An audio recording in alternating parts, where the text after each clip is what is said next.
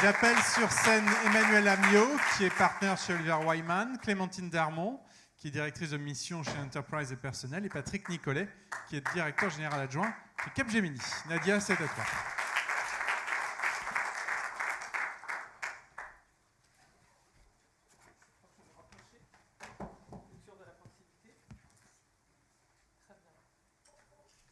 Tout d'abord, Patrick Nicolet, je vais commencer avec vous. Donc, il y a beaucoup d'inquiétudes, ou en tout cas, le sujet de l'automatisation du travail est un sujet qui fait couler beaucoup d'encre, avec ses impacts sur l'emploi. Selon vous, qu'est-ce que vous pouvez nous dire de ces peurs, de ces inquiétudes? Sommes-nous dans le domaine de la science-fiction, ou est-ce que cette automatisation va envahir pleinement l'ensemble des activités? Que constatez-vous chez vos clients? Merci. Bonne soirée, content d'être partagé cet instant avec vous. On va revenir au niveau de l'entreprise. Donc je vais vous parler de ce qu'on voit dans les technologies de l'information actuellement chez nos clients. Et je commencerai par dire ce qu'on entend ou ce qu'on voit en termes d'automatisation. L'automatisation qu'on constate et qu'on déploie actuellement chez nos clients, elle se situe à elle adresse plusieurs fonctions humaines. La première, ça sera certainement un sujet de débat, c'est l'interaction. L'interaction avec les assistants virtuels, avec le langage naturel, et on développe, ces outils sont là, et il y a une grande partie de l'interaction qui est automatisée. La deuxième, c'est tout ce qui concerne le regard, tout ce qu'on appelle monitoring. C'était une des premières choses que l'informatique a fait, d'ailleurs, en termes d'automatisation. Donc ça, c'est le deuxième volet. Il y a un troisième qui est tout ce qui est le faire, tout ce qui concerne les processus, tout ce qui concerne les services. On parle beaucoup de robot process automation pour tout ce qui concerne les processus. Le troisième volet, c'est tout ce qui concerne l'analytique, l'intelligence. Et le cinquième, c'est la mémoire, tout ce qui est de se souvenir. Ce qu'on voit maintenant, on a eu plein de solutions ponctuelles qui ont été développées. Et maintenant, on assiste à des combinaisons de ces solutions. Les technologies sont suffisamment avancées pour qu'on puisse combiner. Et c'est ça qui va créer et qui crée le phénomène d'accélération. Alors maintenant, comment est-ce qu'elle s'exprime au niveau de l'entreprise? Parce qu'on parle d'automatisation du travail, il y a d'abord, c'est un classique, hein, il y a tout ce qui est en termes de coûts, donc les économies que vous pouvez faire, il y a en termes d'efficacité et en termes de valeur. On a parlé des plateformes tout à l'heure. Si je vous donne des exemples qu'on voit aujourd'hui, avec cette combinaison de technologies, on arrive par exemple, puisque Yves Cazot vient d'AXA, pour une autre entreprise d'assurance, dans la gestion des sinistres, en déployant ces technologies, on arrive à 95% de gains de productivité. Donc concrètement, si vous avez un département avec 10 000 personnes qui gèrent des claims, il vous en reste 500. C'est à peu près ça que ça signifie.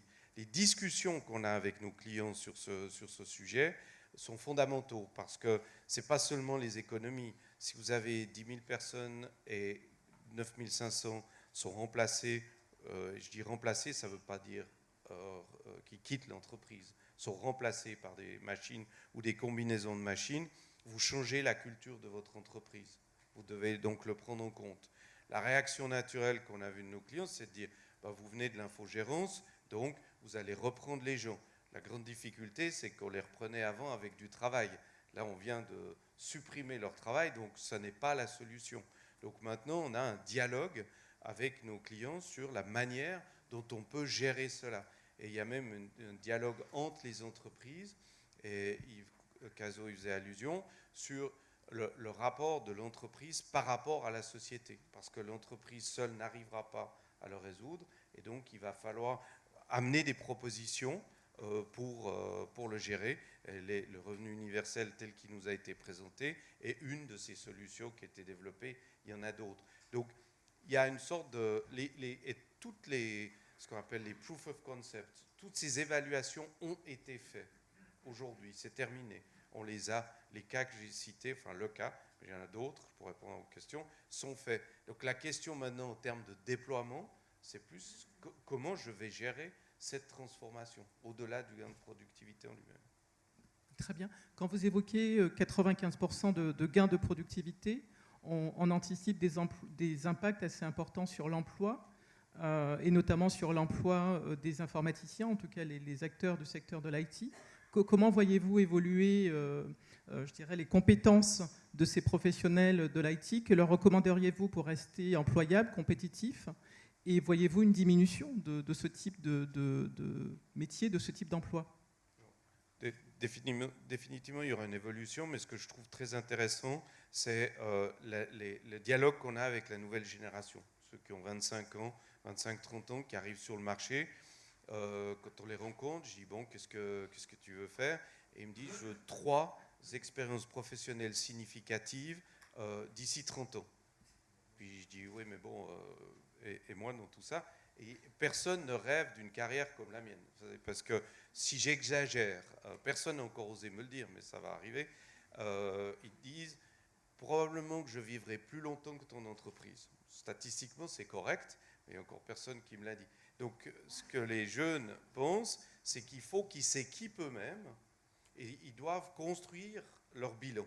C'est-à-dire que ce qu'ils cherchent, c'est des projets, que vous soyez Capgemini, que vous soyez Google ou Facebook, les grands noms dans le domaine de la technologie. Les gens, la marque ne représente plus qu'une chose. Ils veulent savoir quel type de projet ils vont faire, pour savoir si ce projet sera valorisé. Et ils veulent des certifications, et des certifications dans un délai d'1 année. Donc on doit développer des micro-certifications sur 1 année. Et ils demandent, si c'est que nous qui la fournissons, c'est un intérêt moyen, il faut qu'on puisse s'associer à des partenaires publics pour que cette certification ait une reconnaissance publique. Et ça va constituer leur capital. Je donne un exemple à San Francisco, il y a une rue où il y a plein de startups, on y est aussi. J'ai rencontré une société qui s'appelle Geekster. Il y a 1000 développeurs, ils sont tous indépendants et ils viennent des meilleures écoles, donc je ne dirais pas que c'est facile, mais c'est plus facile. Et franchement, une des choses qui m'a frappé, 2 aspects m'ont frappé chez eux. Un, j'ai demandé, mais ils viennent d'où? Alors 60% sont Airbnb, ils n'ont pas de domicile fixe, ce sont des sans domicile fixe. J'ai dit, moi, je n'ai pas l'habitude de vivre comme ça, mais bon. Et puis, la deuxième chose, ils ont instauré dans cette entreprise une monnaie qui s'appelle le karma. Et en fait, les développeurs sont plus intéressés à collecter des karmas qu'en fait bien sûr, ils sont intéressés de payer, personne. Mais c'est plus important pour eux. Et si vous allez sur LinkedIn, vous allez trouver des ingénieurs qui vont vous dire membres du réseau Geekster. Et après, une fois que c'est reconnu, plus ils ont de points karma, plus ils ont de valeur. Donc il y a une vraie bataille pour accéder aux meilleurs projets développés. Voilà le type de réponse, d'adaptation. Alors, plus facile pour la nouvelle génération que pour celle d'avant, mais on n'aura pas le choix, c'est la nouvelle donne. D'accord, merci. On va continuer avec Clémentine Darmon. Clémentine, donc, quelles sont les grandes transformations du marché du travail que vous constatez et comment vous adressez ce sujet avec les équipes de ressources humaines? Alors moi, je vais essayer de vous brosser les transformations du marché du travail en 3 grandes tendances. Je pense que là, toutes les vagues de technologies qu'on a évoquées depuis le début de la soirée, à chaque vague technologique, finalement, on a constaté la même chose. Il y a eu des vagues successives de technologies. La révolution industrielle en a été une.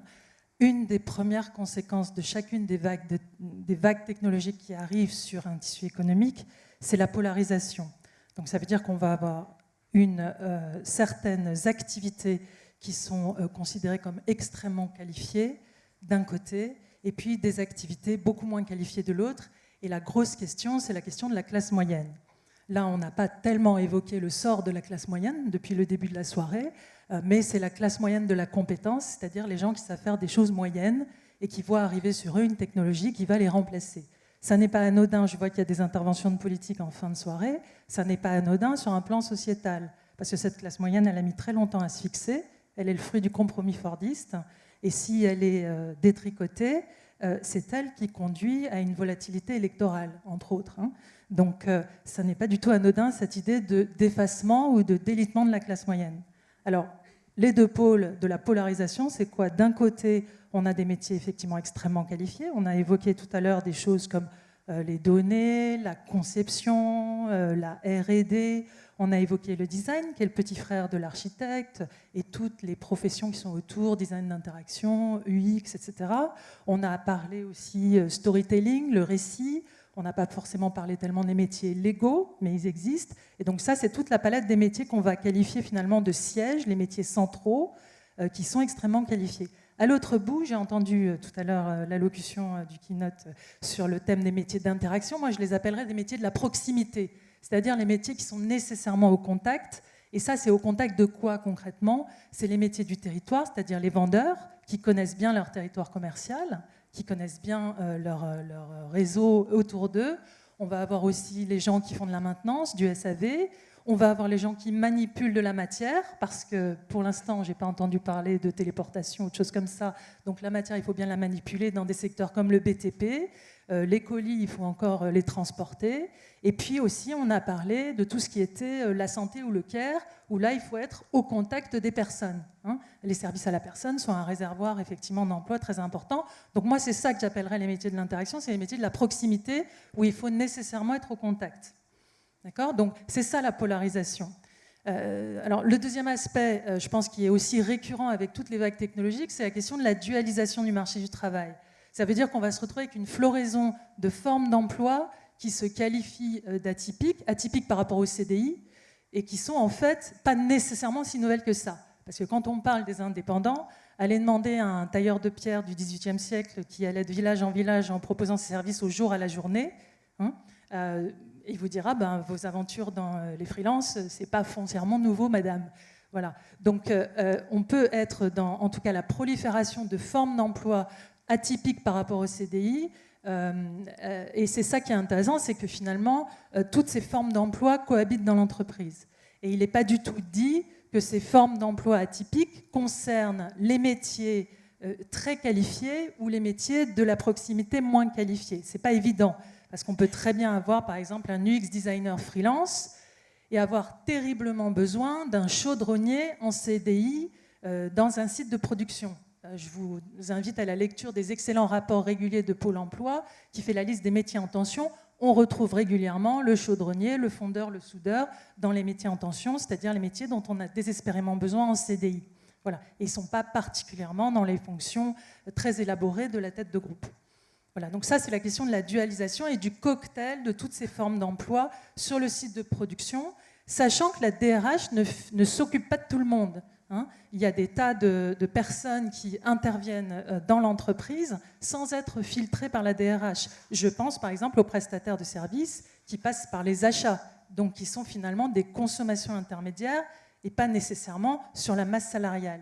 Donc du coup, ils ne passent pas non plus par les mêmes circuits et pourtant ils cohabitent au sein des projets. Dans cette question de la dualisation, je voudrais évoquer encore deux acteurs un peu atypiques. On a évoqué dans l'introduction la question des bénévoles. Effectivement, les bénévoles interviennent de plus en plus massivement dans les process de production.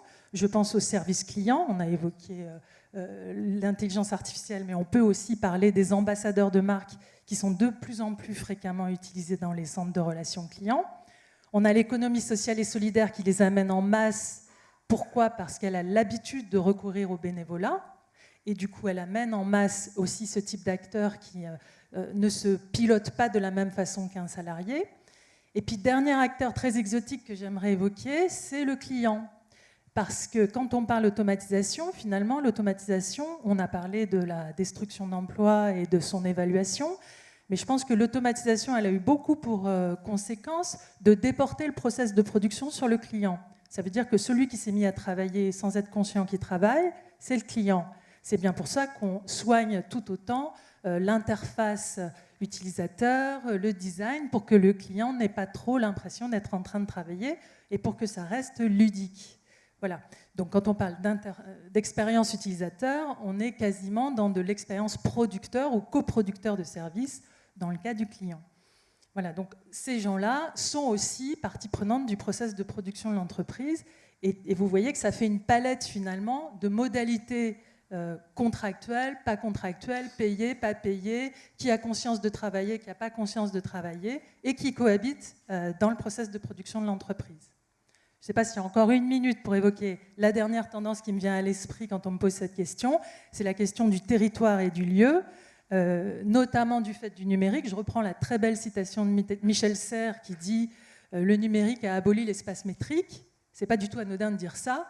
Ça veut dire concrètement qu'on peut travailler de n'importe où, on peut travailler n'importe où dans l'open space en flexwork, on peut travailler en télétravail certains jours, on peut travailler dans un tiers-lieu, dans un espace de coworking, on peut travailler en offshore et avoir l'impression, finalement, grâce aux outils numériques, de travailler d'une façon totalement fluide et totalement transparente avec ses collègues. C'est pas si anodin que ça, parce que la question du territoire, elle tire avec elle la question de l'heure qu'il est, du fuseau horaire dans lequel on est-ce qu'il fait jour, est-ce qu'il fait nuit, la question du collectif, est-ce qu'on arrive effectivement à faire vivre un collectif de gens qui ne savent pas trop où ils sont. Moi, j'ai des exemples dans nos adhérents de gens qui me disent, finalement, quand ils arrivent au bureau, dans un contexte de flex work, la première chose que les collaborateurs font dans leur outil Microsoft comme Lync, par exemple, c'est de demander « t'es où ?» C'était exactement la question qu'on posait à l'époque quand on allumait son téléphone portable au bon vieux temps d'Itinéris. Donc, finalement, on est toujours dans cette question de « t'es où ?» Et « t'es où ?» c'est super important.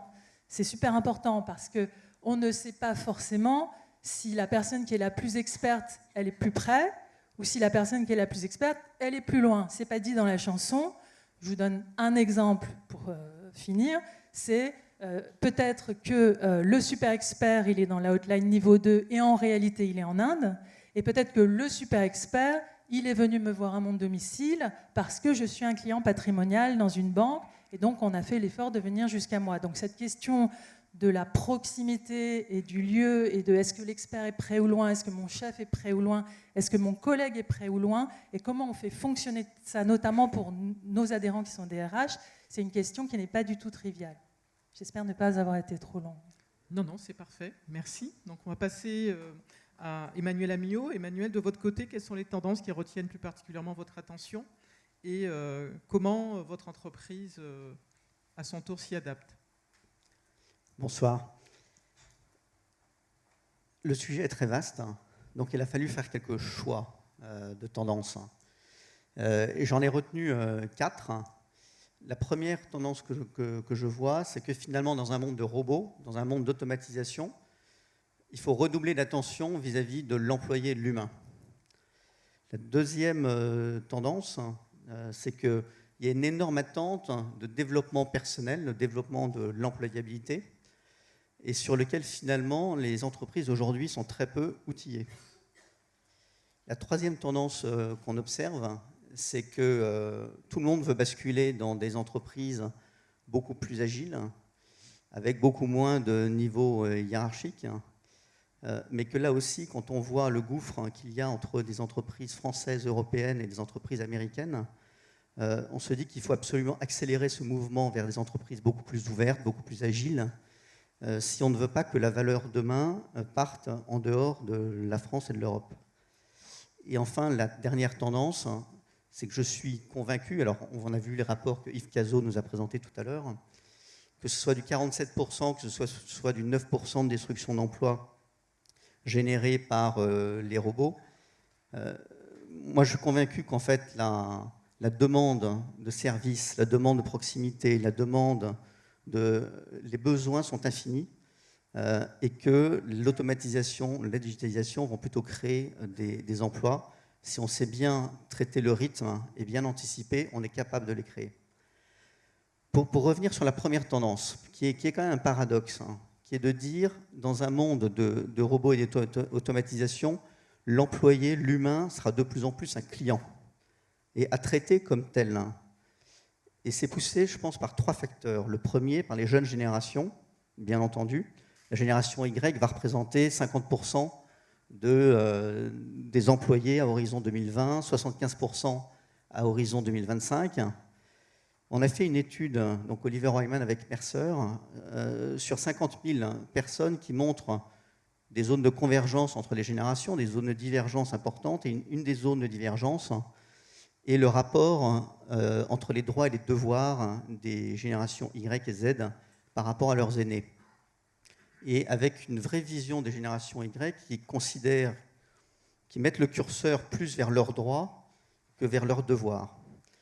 Et si dans ce deuxième facteur, quand on a des compétences rares à trouver, à staffer, que ce soit les data scientists, les spécialistes de la sécurité, les développeurs, les spécialisés SMAC, mais pas que, On a parlé aussi des emplois de proximité, les emplois techniques, ou les emplois qui sont pénibles, et ce qu'on a pu observer chez un certain nombre de nos clients, hein, des emplois de service pénibles dans un monde, une société assez sociale, hein, c'est difficile de les trouver, de les embaucher. Et donc tout ça amène finalement à se préoccuper beaucoup plus de chacun des individus et construire du marketing de l'employeur beaucoup plus fort pour pouvoir recueillir, trouver les bons talents, les retenir. Et donc on passe finalement à une entreprise qui a un effort de marketing employeur énorme à réaliser. Alors on observe les investissements forts des LinkedIn, des Viadeo, des entreprises elles-mêmes dans cet effort de marketing et de marque employeur.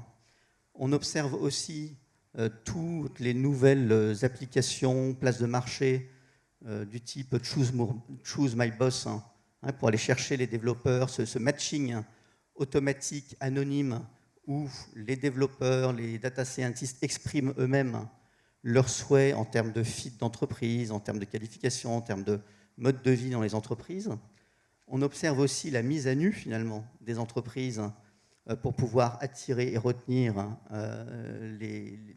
leurs salariés. Alors, je pense à des Glassdoor, je pense à ces modèles où on observe très bien ce nouveau rapport de force sur une partie des métiers entre l'entreprise et ses employés. Donc le marketing employeur, je pense, deviendra de plus en plus crucial, important, avec des investissements importants à réaliser pour pouvoir aller trouver ces bonnes ressources, alors même qu'on est dans un monde où le nombre de tâches automatisées et les robots vont monter en puissance. La deuxième tendance est aussi importante, ce développement de la recherche, du développement personnel par l'employé, alors qu'on l'a observé chez les millénials, pour la génération Y, il y a 2/3 de cette génération pour qui la possibilité d'un développement personnel au sein de l'entreprise est un des critères majeurs de recrutement. Qui dit développement personnel dit offrez-moi aussi un sens, offrez-moi de travailler sur des projets pas que professionnels, mais des projets sociaux, sur de l'impact social, sur différentes choses qui permettent de m'épanouir totalement. Et on demande à l'entreprise finalement d'être pourvoyeur de ce sens additionnel et on demande à l'entreprise d'être celle qui va maximiser votre employabilité. Et finalement, aujourd'hui, les entreprises, et en particulier, je dirais les entreprises françaises, sont au tout début de ce chemin de gestion des compétences de manière fine qui permettent de construire les chemins d'employabilité de leurs employés. Parce que les connaissances fines des salariés, des employés, des ressources externes, des pools de freelance, etc., sont très peu connues. Alors bien sûr, il y a des startups nombreuses qui commencent à prendre cette tendance, comme des clusteries par exemple, qui font des ponts très intéressants entre les compétences, entre un boulanger par exemple et un chimiste, entre une fonction RH et une fonction finance, et qui permettent de ne pas rester, comme très souvent on le fait, dans la sécurité, dans des silos de compétences qui ne permettent pas finalement à chacun de construire son employabilité et qui ne permettent pas d'exploiter l'ensemble des compétences des employés. Pour creuser un peu la troisième tendance,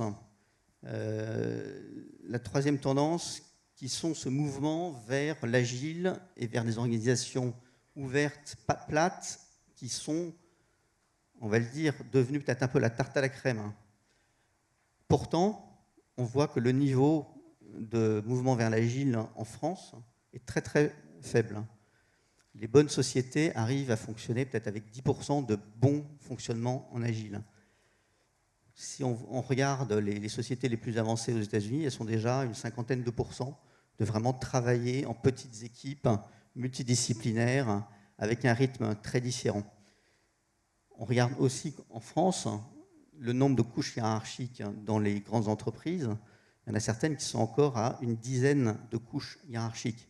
Je pense qu'il n'y a aucune chance d'aller vers une organisation ouverte, fonctionnant en agile, capable d'intégrer des ressources extérieures, des freelances, etc., si on n'est pas capable d'avoir du courage dans les entreprises pour diminuer ce nombre de couches hiérarchiques. Alors certaines ont pris des mesures assez courageuses. Je pense à une alliance, par exemple, qui a clairement annoncé qu'il voulait se limiter à 4 niveaux hiérarchiques, mais un certain nombre d'autres entreprises en sont très loin.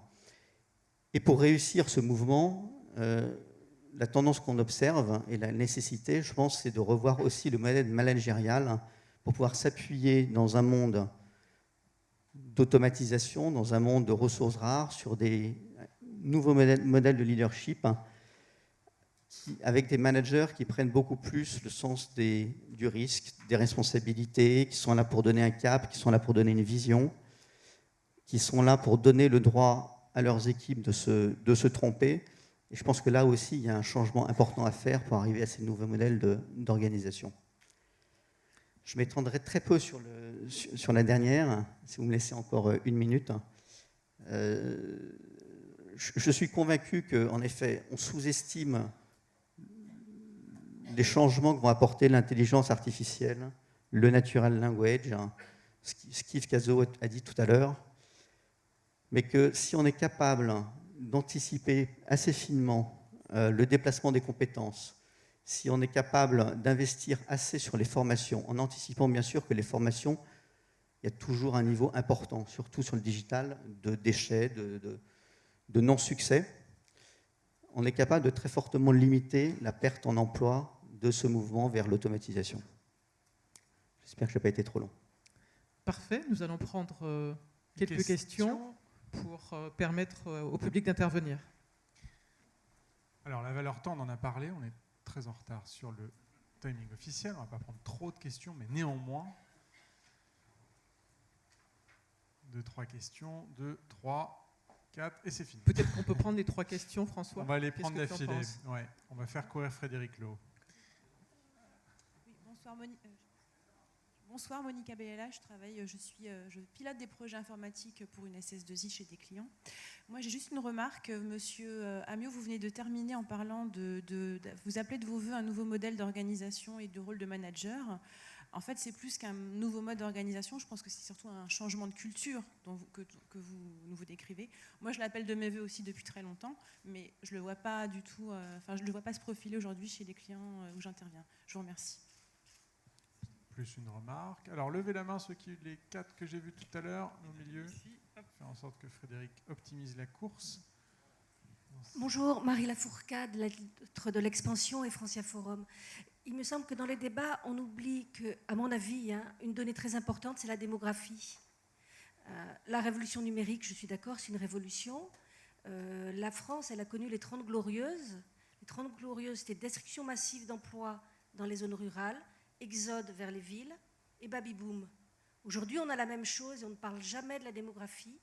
Et on a chaque année, mais au niveau de la planète, 100 millions de jeunes qui arrivent sur le marché du travail tous les ans. Et ça jusqu'en 2025.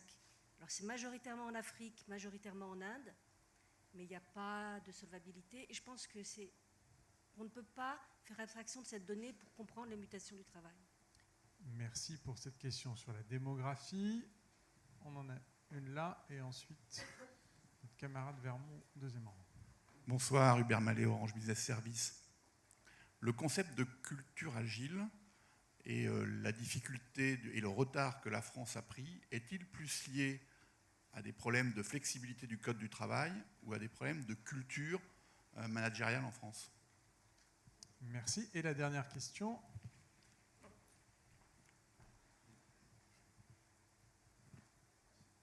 Jean-François Verbon, PFLS, Société de CRM. Alors moi, j'ai une demande de conseil, plus qu'une question aux 3 participants.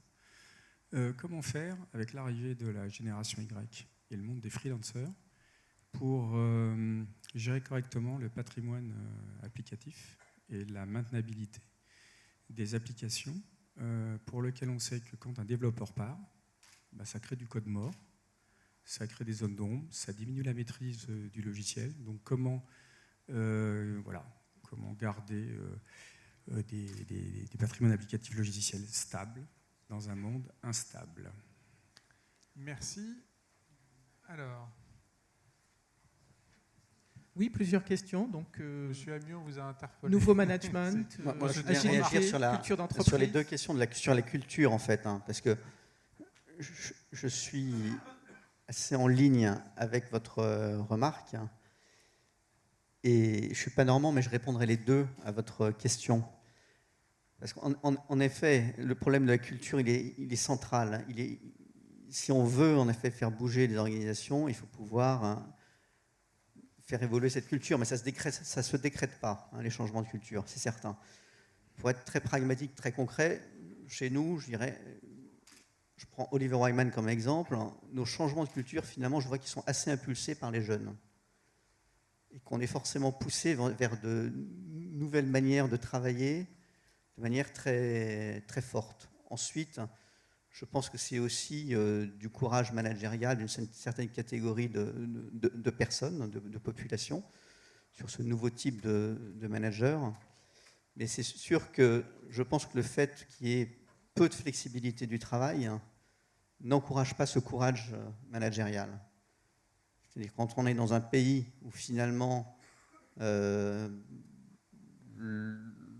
depuis des siècles ou des dizaines d'années, on a peur de prendre un certain nombre de décisions, il est très difficile en effet de casser un certain nombre de tabous. Et je pense que la génération Y et la nouvelle génération amènera en fait peu à peu à ce changement de culture. Vous voulez rajouter quelque chose Sur la question de la maintenabilité. Ouais, je prendrai rapidement. maintenabilité en dernier, mais Ouais. sur la question de la démographie, je supervise nos opérations en Inde, on a plus de 100 000 collaborateurs. L'Inde est un très bon exemple par rapport à la question qui est posée sur la question de la démographie. Ils produisent à peu près 350 000 IT literates. Alors, j'utilise à dessein l'expression parce que ça va vraiment de techniciens à des gens qui sortent des meilleures écoles. Et il y a toute une économie qui s'est construite autour. Si vous allez aujourd'hui en Inde, c'est 7% de croissance du produit intérieur brut. Pour une économie de cette taille, c'est quand même énorme. Il n'y a pas d'autres économies qui le font. Vous allez à Bangalore, où c'est très difficile de recruter les talents. Il y a d'énormes investissements qui sont faits sur les startups, mais sur aussi le développement de l'économie indienne.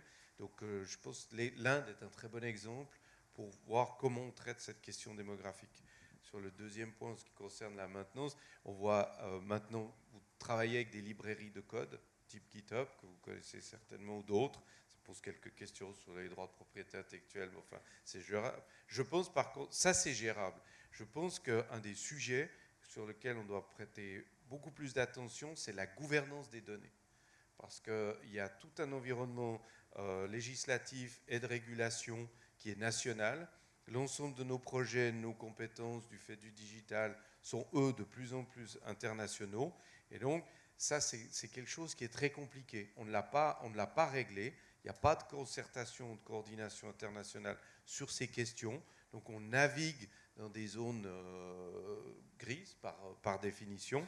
Et je pense que ça, c'est un sujet qui est plus critique encore que sur la maintenance et la gestion du parc applicatif, et sur lesquels les entreprises doivent prêter grande attention à côté des questions de sécurité. Mais cette gouvernance des données est un sujet très, très difficile qu'amène le digital et accéléré par l'automatisation. Juste sur la question de la démographie, juste un point, il y a effectivement un certain nombre de papiers de recherche, notamment américains, qui étudient la question de la surproduction éducative. Il y a un certain nombre de papiers qui sont sortis sur le thème de la production de PhD et la capacité d'absorption par le tissu économique de ces PhD, par exemple. Et il a été avéré qu'il y avait surproduction éducative. En France, les études du CEREC, par exemple, montrent que la question n'est pas seulement la surproduction éducative, mais c'est l'adéquation. La question de l'adéquation des filières de production de compétences avec ce que peut absorber le tissu éducatif, qui n'est pas forcément adapté. Voilà, donc la question va plus loin que la démographie, c'est aussi les filières que les gens choisissent et la capacité d'absorption du tissu économique. Allez, il est 20h20. Je vous remercie nos intervenants à la première table ronde.